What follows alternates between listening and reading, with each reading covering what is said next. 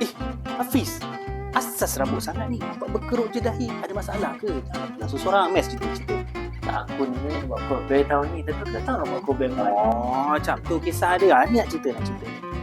Ni ada satu NGO ni dekat Bali. Dia tahun ni ada buat ibadah korban. Banyak negara yang kita boleh pilih. Palestin boleh, Yaman, Sudan, Somalia, Niger dan juga Mali. Oh, apa? Mana nak buat? Okey, dia macam ni. Harga serendah 350 sehingga 1,400.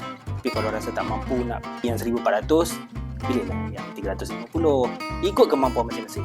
Oh, comel juga tu. Tarikh tutup bila? Oh, tarikh tutup 20 Mei 2026. Kalau nak tahu lebih lanjut, pergi je social media Islamic Relief Malaysia. Facebook ada, Instagram ada. Ataupun nak lagi lebih detail, pergi ke laman web Islamic Relief Malaysia.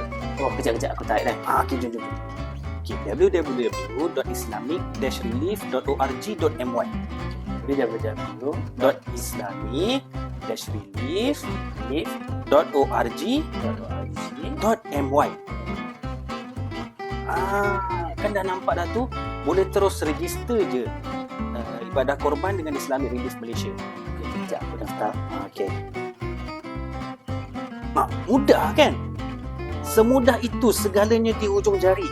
So lepas ni janganlah stres-stres, okey? Kalau ada masalah jangan pernah seorang. Berceritalah. Kalau tak ada PT aku minta nombor dia. Boleh. Tak ada masalah.